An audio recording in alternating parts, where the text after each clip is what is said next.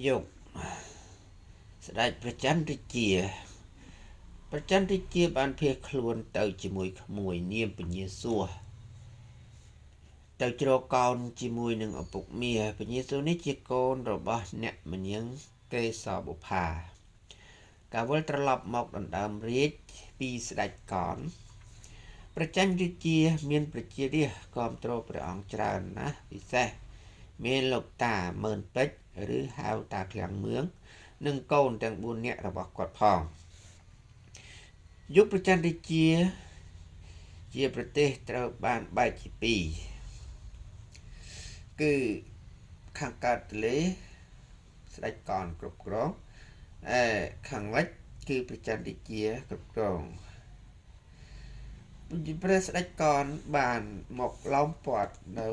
តបរបស់ព្រះចន្ទរាជាអស់រយៈពេល1ឆ្នាំនៅនឹងខេត្តពោធិ៍សាត់ក្រោយមកតបរបស់ព្រះចន្ទរាជាមានកម្លាំងច្រើនក៏លើកតបទៅវាយឡោមព័ទ្ធទ័ពព្រះស្ដេចកោនវិញនៅឯក្រុងស្រណប់ពីជ័យព្រៃនគរអស់3ខែទើបយកជ័យបានហើយព្រះចន្ទរាជាបញ្ជាឲ្យកាត់ក្បាលនាយកោនដោតនៅមុខបន្ទាយហើយប្រកាសអស់អាណាប្រជានារាស្ត្រថាកុំឲ្យយកតម្រាប់តាមនៅក្នុងឆ្នាំ1525នោះទៅព្រះចន្ទរាជាទ្រង់ឡើងសោយរាជ្យជាស្ដេចនេះគឺជាទីពេញចិត្តរបស់មហារាជនិងអស់ពួកនិមឺនសេនាបតីគ្រប់មន្ត្រីតូចធំទាំងអស់ព្រះអង្គទ្រង់ធ្វើសង្គាយនាភិសេកឆ្នាំ1516ដោយមាននាមក្នុងរាជថាសម្ដេចបរមក្ខត្តយាមហាចន្ទរាជាធិបតីទ្រង់គ្រងរាជសម្បត្តិ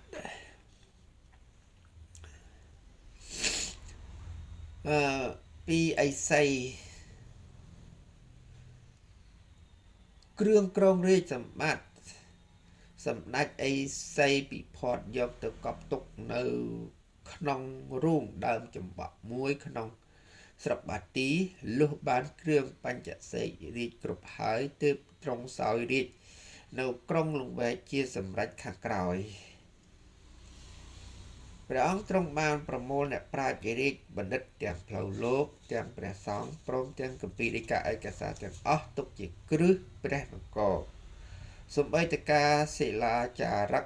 ក៏ទ្រង់ឲ្យអ្នកប្រាជ្ញរាជបណ្ឌិតសាងឡើងវិញដែលជាក់ស្ដែងនៅ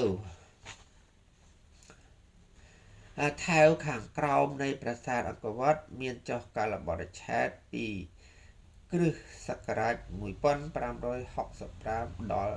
1746ជាភស្តុតាងផងដែរយ៉ាងទីព្រះចន្ទរាជាមហាក្សត្រដ៏អង់អាចក្លាហានបំផុតក្នុងចំណោមព្រះមហាក្សត្រក្រោយសម័យអង្គរស្ដេចសៀមវិញពេលដែលព្រះចន្ទរាជាមិនបានលើកសួយសារក៏ទៅថ្វាយនៅឆ្នាំ1530ស្ដេចចក្រពត្តិសៀមបានលើកទ័ពមកចូលលុកលុយអង្គរតែត្រូវទ័ពព្រះចន្ទរាជាវាយឲ្យបាត់ខ្ចាត់ខ្ចាយបរាជ័យនៅត្រង់ស្ទឹងអង្គរត្រង់ភូមិមួយដែលមានឈ្មោះថាសៀមរាបរហូតជាប់ឈ្មោះជាខេត្តសៀមរាបរហូតដល់បច្ចុប្បន្ននេះមិនត្រឹមតែប៉ុណ្ណោះទេព្រះចន្ទរាជាទ្រង់លើកទ័ពទៅវាយរំដោះខេត្តបច្ចឹមបុរីទៀតបានវិញទៀតនៅឆ្នាំ1531មិនតែប៉ុណ្ណោះព្រះចៅសៀមបានបញ្ជាឲ្យពញាអង្គ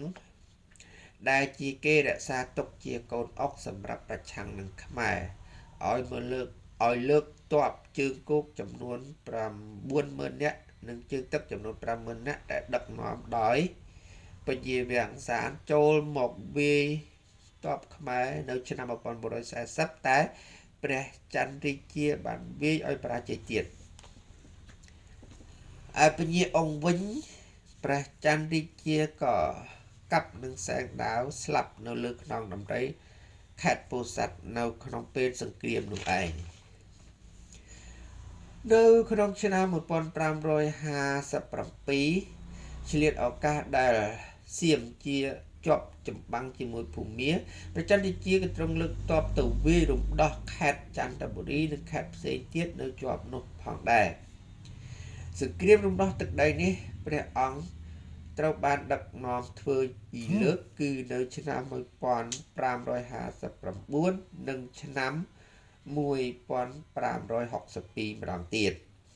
ព្រះអង្គជាមហាក្សត្រដែលខ្លាំងក្លានិងល្បីល្បាញបំផុតក្នុងចំណោមមហាក្សត្រក្រោយសម័យអង្គរព្រះអង្គទ្រង់សោយទីបង្គត់នៅក្នុងឆ្នាំ1566ក្នុងព្រះរាជវាំងលង្វែកហើយព្រះអធិដ្ឋានរបស់ព្រះអង្គត្រូវបានគេតម្កល់នៅលើភ្នំព្រះរាជទ្រព្យក្រុងឧដុង្គសព្វថ្ងៃនេះតែឯកសារខ្លះថាព្រះរាជបុត្រព្រះមហិន្ទរាជាដង្ហែយកទៅតម្កល់ទុកនៅឯព្រះពុទ្ធចេតិយភ្នំអសន្តុកជាមួយនឹងព្រះបិតាព្រះធម្មរាជាវិញការកសាងរាជធានីថ្មីនៅឆ្នាំ1527ព្រះអង្គចន្ទជាបញ្ជាឲ្យមន្ត្រីអ្នកជំនាញរបស់ព្រះអង្គមួយចំនួនមានអុកញ៉ាពិភៈអិសរាអុកញ៉ារក្សាអិសរោអុកញ៉ាពិភៈធិបរាជអុកញ៉ាស្រីសុមេតរាជាធិបតីបែនក្រុមសូរិយោដីរៀបចំសាងព្រះរាជវាំងក្រុងលង្វែកដែលជាធានីដែលព្រះអង្គយល់ឃើញថាមានចេញភូមិល្អជាចំណុចយុទ្ធសាស្ត្រងាយស្រួលការពារខ្លួនត្បិតនៅចិត្តនោះមានទន្លេមានព្រៃមានបឹងផងរាជធានីថ្មីនេះត្រូវបានសាងឡើងយ៉ាងម៉ត់ចត់អស់រយៈពេល3ឆ្នាំដែលមានទទឹងនិងបណ្ដោយ2គីឡូគុណនឹង3គីឡូមានលើកទំនប់ច្រកក្តារធ្វើជាបន្ទាយ17ហត្ថខ្នងលើ10ហត្ថជើងទេ22ហត្ថព័ទ្ធជា3ជ្រុងខាងមុខមានព្រៃបឹងទន្លេនិងដាំឫស្សីយ៉ាងក្រាស់ចំនួន100ម៉ែត្រព័ទ្ធជុំវិញមានទ្វារធំចំនួន8ដែលសើនដីយ៉ាងខ្ពស់ចំនួន22ហត្ថសម្រាប់ដាក់កំភ្លើងធំគ្រប់ទិសទាំង8ហើយនៅទិសទាំង4មានសើនដីកម្ពស់25ហត្ថសម្រាប់ដាក់កំភ្លើងធំផងដែរនិងមានរោងដំរីរោងសេះនិងស្បៀងអាហារគ្រប់យ៉ាងទាំងអស់កងកម្លាំងទាំងជើងគោកទាំងជើងទឹកនិងឃ្លាំងអាវុធគ្រប់យ៉ាងនៅក្នុងក្រុងព្រះរាជវាំងថ្មីនេះមានប្រាសាទព្រះរាជបន្ទាយតូចធំបិទមាសអភិសឆ្អិនឆ្អៅទៀតផងហើយទ្រង់ឲ្យតាំងអ្នកតាឃ្លាំងមឿងគឺអ្នកតាចាស់ស្រុកនៅទិសឦសានក្រោយមកទៀតឲ្យសាងវត្តត្រឡែងកែងនៅក្នុងបន្ទាយលង្វែកទៀតវត្តនេះពូកែស័ក្តិសិទ្ធិណាស់ដែលមានព្រះពុទ្ធរូប4អង្គឈរបែរប្រភពទៅទិសទាំង4ហើយបបត្តិជាប់គ្នាឈរកម្ពស់18ហត្ថឯព្រះបាទទាំង8ប្រវែង1ម៉ែត្រ40សាងពីថ្មមួយផ្ទាំងធំកម្រាស់2ហត្ថទំហំ5ហត្ថ4ជ្រុងដែលទើនៅបង្គាបមែកឈើទាលយ៉ាងធំនៅចន្លោះភូមិឈើទាលព្រះអប់រវាងខេត្តសំរោងទងនិងខេត្តលង្វែកដែលទ្រង់ទតប្រឃើញដោយផ្ទាល់ព្រះអង្គហើយព្រះពុទ្ធបដិមាទាំង4អង្គនោះគឺយកពីដើមឈើទាលនោះឯងបើតាមអ្នកកាន់សាល់បងបត់ម្នាក់ឬឈ្មោះពញាដែកបានទូលព្រះអង្គថាជាវត្ថុពិសេសស័ក្តិសិទ្ធិណាស់រាជធានីលង្វែកជាបន្ទាយដ៏រឹងមាំនិងខ្លាំងនិងឃ្លាំងវប្បធម៌ដ៏រុងរឿងបំផុតរបស់ស្ដេចក្រោយសម័យការធ្លាក់មហានគរហើយនៅមានសាងព្រះភិក្ខុនេសយ៉ាងធំនៅចំកណ្ដាលរាជធានីដែលតំណាងឲ្យអាទិទេពខាងអក្សរសាស្ត្រនិងក្បួនខ្នាតផ្សេងៗទុកជាអ្នកតារក្សានគរបើតាមអ្នកស្រុកនិយាយតគ្នាថាមានតម្កល់ព្រះបដិមាព្រះគោព្រះកែវដែលជាបងប្អូនបង្កើត